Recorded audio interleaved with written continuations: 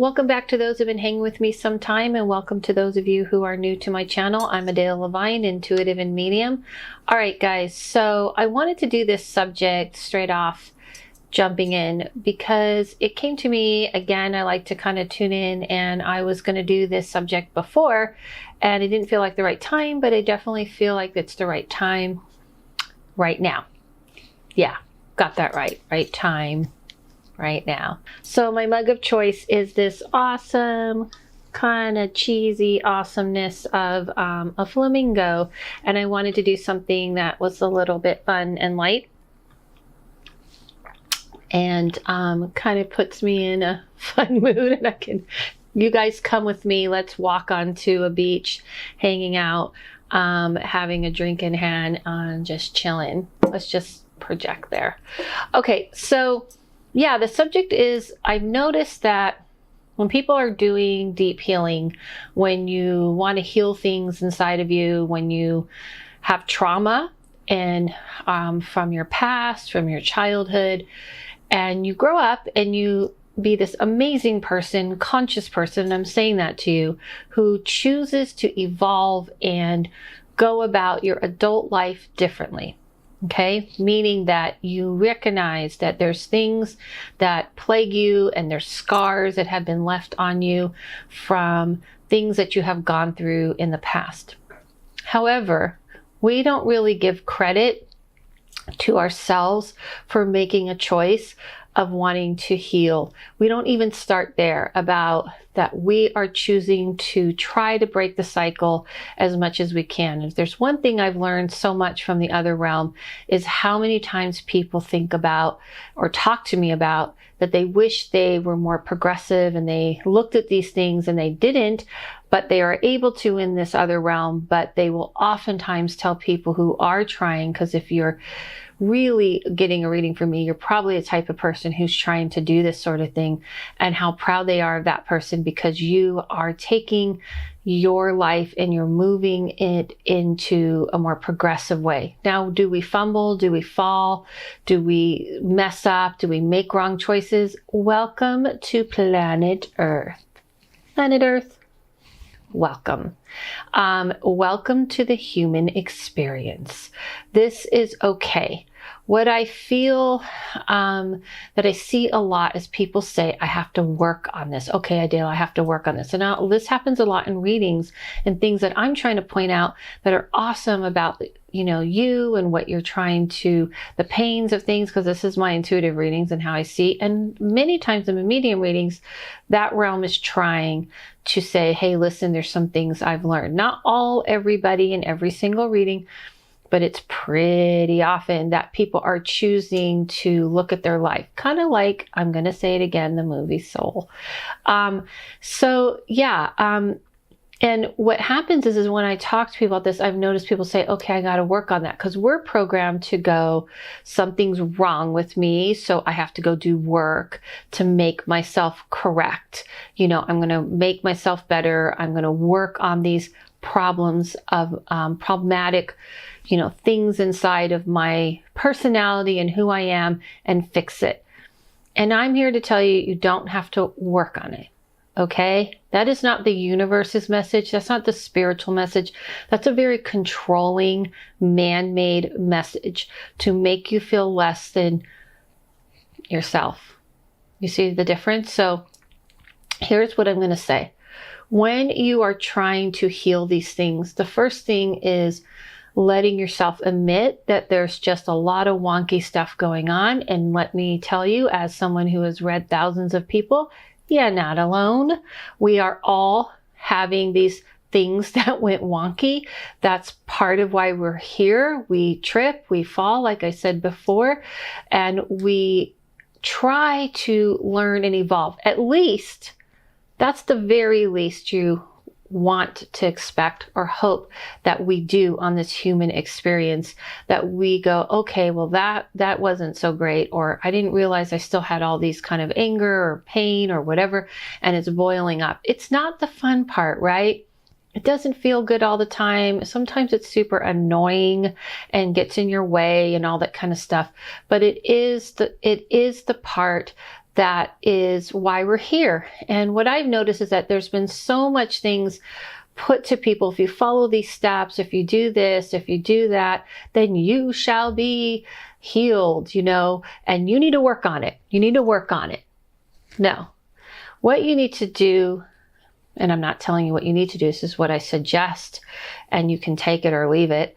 But when you are kinder to yourself and you say, I'm not alone, and when I tell you that, I mean, the way I see people, when I look into people, and this is how I see people on a constant basis, is that there's this little child in them that grew up in a physical body, but the child isn't the inner child, it's you. Like they've just merged. Like the adult you is kind of taking the child you and going, well, we have to wash some things off and heal you and be nicer to you and do all this kind of stuff. And then we can start merging so much better when we merge together this adult version of us that kind of woke up and realized the world could be cruel and all these kind of things that are flooding at us, and how are we handling it and how are we being in relationships and at work and stuff. The kid is like, whoa. And we kind of go, get away, kid. There's no place for you here. But on a spiritual level, this is not a psychological level. There's plenty of people who do that work. I'm a spiritual person. I see it as like these two energies are merging.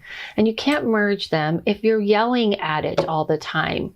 If you're yelling at it, at this child, telling it, you need to work on this, you need to do this, you need to do that. If you accept the parts and the core of who you are, the core of who you are is something you don't change. Meaning, you beam down to this planet, you take charge, you get things done. Maybe you went off the road to bossy. I know some people like that. And maybe that happened. I was accused of this as a child. And you kind of realize, you know what? It's not that I'm trying to help people. I want to help people, and I'm trying to tell them, hey, these are the things I think could help your life. And you go, maybe there's another way I can still help and lead people in the right direction, and then let go and not take it on as all it has to be from me. Let the ego drop. So what I'm saying is the core of who you are is the core of who you are. And you find ways to implement that is best for you. Meaning, if you're in a relationship and someone's telling you you're too quiet, you're very introverted, that probably is who you were all the time. Maybe you took it so far because of different pains and the things you went through, and now you're just continuously hiding.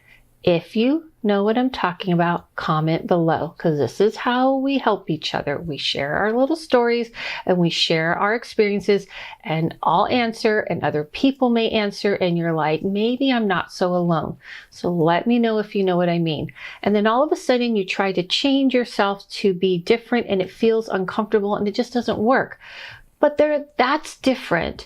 You don't need to work on yourself to change. You have to kind of figure out what made you go so far deep into your cave that you don't even ever want to peek out or connect to people. The core of who you are might be an intuitive person. An intuitive person, yes, but an introverted person.